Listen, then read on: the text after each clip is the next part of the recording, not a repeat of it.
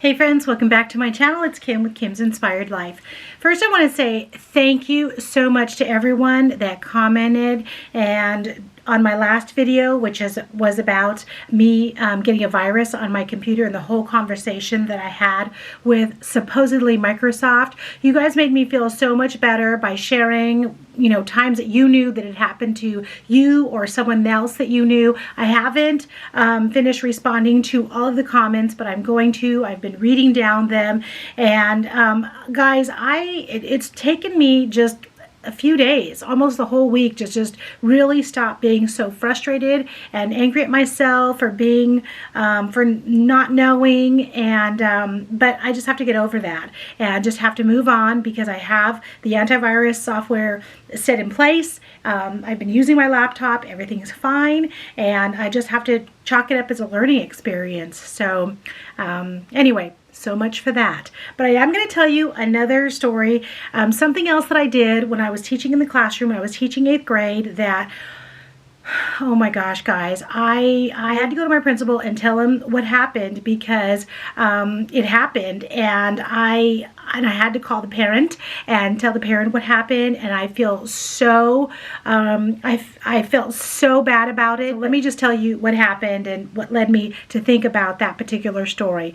So today is Wednesday. So happy hashtag What's Up Wednesday, which is an open collab hosted by our sweet friend Lucia at Tiho Creates.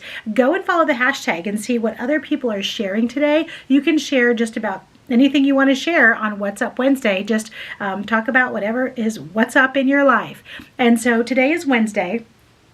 And normally I take Sophie to the library for story time, and then we check out a few books for her 2 siblings, and then I check out a new book or return a book, or I go back to the book section where the books are on sale and pick up a few books. I didn't bring my purse in with me today because I have the little tag on my keychain that is that I can scan to check out my books. So I didn't bring any money with me, and oh boy, their used book section and books for sale to support the library is always just stocked full, and so I didn't even go in there and look because I didn't want to tempt myself. So and so I want to share with you what made me think of the story that I'm going to tell you in a minute, and hopefully you find that it's a little bit funny, but then see what I did wrong too. And oh my gosh, it was totally an innocent mistake, So okay, so this is the book that I checked out today. So if you have read Sue Monk Kidd, and here she is right there. And so you know that she is the author of The Secret Life of Bees, which was her first novel. And then she wrote The Mermaid Chair, second book, which that's the book I'm going to tell you about that almost got me into trouble. And then The Invention of Wings, all 3 of those books, amazing. Amazing, all 3 of them. And then this book, The Book of Longings, is her latest book, and this one was published, let me see if I can see, this one was published in 2020. And so I'm so excited to read it. I'm going to read you a little bit about the inside, and then I'm going to talk to you about The Mermaid Chair. It says, in her mesmerizing 4th work of fiction, Sue Monk Kidd takes an audacious approach to history and brings her acclaimed narrative gifts to imagine the story of a young woman, Anna. Raised in a wealthy family with ties to the ruler of Galilee, she is rebellious and ambitious, with a brilliant mind and a daring spirit. She engages in furtive scholarly pursuits and writes narratives about neglected and silenced women. Anna is expected to marry an older widower, a prospect that horrifies her. An encounter with 18-year-old Jesus changes everything. And so Sue Monk Kidd is Catholic. Not all of her books have to do explicitly with religion, but at the bottom it says, grounded in meticulous research and written with a reverential approach to Jesus' life that focuses on his humanity, the Book of Longings is an inspiring, unforgettable account of one woman's bold struggle to realize the passion and potential inside her while living in a time, place, and culture devised to silence her. It is a triumph of storytelling, both timely and timeless, from a masterful writer at the height of her powers. And so that's one of the things, that's one of the reasons why I always read Sue Monk Kidd's books, because I do like her writing style, and she keeps your interest, and And so I'm looking forward to reading this book. I'm going to start that book most likely tomorrow. I think tonight, because I'm working on some projects. I'm in my craft room, and I think I'm going to be here kind of late tonight working on what I'm working on. Okay, so guys, let me tell you about what happened to me when I was teaching 8th grade. And the book has to do with The Mermaid Chair, which is her second book, the follow-up to The Secret Life of Bees. Again, if you haven't read it, you need to read it. But here's what happened. I'm teaching 8th grade. And so every day after lunch we have silent reading time. So the kids can get a book off the shelf, or they can bring their own book. And I'm wandering around the room before I start reading myself. It's one of the things I miss about 8th grade, because I knew I was going to be able to read every day for at least 30 minutes. And so I'm walking around the room and checking everyone's books. Everything's okay. And then I see that one of my students is reading The Secret Life of Bees, which was fine, no problem. This particular student, her mother at the time was the curator or the administrator, I'm not sure what the title is, but she was the head librarian basically for the whole town. She was in charge of like all the public libraries for our town, right, here where we live. And so, since this student was young, she's been reading. She's been a voracious reader. She reads well above her level. She's just one of those students, what we would call like an old soul, right? Okay. And she was a great student and everything, of course, smart, and just read voraciously and everything. She says to me, she says, "Oh, Mrs. Cochran, have you read The Secret Life of Bees?" So I said, "Yes, I have read the book." And then I said, "Oh, and did you know that the author this summer has her next book coming out called The Mermaid Chair?" And she said, "Oh, no, I didn't." And I said, "Oh, I'm sure it's going to be a great book." I said, "I've already bought it." I said, "But I haven't read it yet." And she said, "Oh, you already have it?" And I said, "Oh, yeah, I do." And I said, "But it's at home." I said, "I can bring it if you want to read it." And so she said, "Yeah, that would be great. I have it at home." And I was thinking about, after I finished whatever book I was reading at the time, I was going to read it next, if I have time, or, depending on what we're doing. It was towards the end of the school year, mind you. Okay. And so she says, "Okay." She said, "Well," she said, "Can I read it in the meantime?" And mind you, this girl could probably read this book like in, a day and a half, because she was a really fast reader and she read a lot. So anyway, so I said, "Sure, that's okay. I'll bring it." I said, "No problem." And I said, "Is it okay with if it's okay with your mom, because, it's an adult fiction book." So I said, "Well, just let me know, and, have your mom shoot me an email, or, letting me know that it's okay and stuff." And so next couple of days go by, and I remember to stick the book in my book bag and bring it to school. So over the weekend, her mom emailed me and said, "My daughter said that you had Sumon Kid's next book, and I haven't read it yet, but she loved Secret Life of Bees, and she said that you were going to let her borrow that." And she said, "Oh, no problem," and she would love to do that. So okay. So Monday comes, and, it's time for silent reading. And so she comes and asks me, "Oh, yeah, did you get the email from my mom?" And I said, "Oh, I did. And here's the book." So I handed it over to her. The Mermaid Chair by Sumon Kid. And she's reading it during silent reading. Again, it takes her like 2 days to read it, maybe, day and a half, whatever.